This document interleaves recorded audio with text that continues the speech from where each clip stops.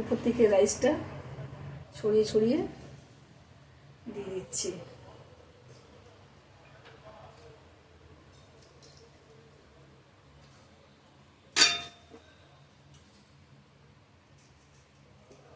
বিরিয়ানি মশলা দিয়ে দিলাম। এবার আমি সিমে করে একটু ঢাকা দিয়ে দিলাম। হ্যালো গাইস, এই যে আমার বিরিয়ানি মোটামুটি রেডি হয়ে গেছে। যাই হোক, গন্ধটা খুব বেশ সুন্দর বেরিয়েছে। এবারে আমি মটন ঘিয়ের থেকে ঘিটা আমি সুন্দর করে দিয়ে দিই।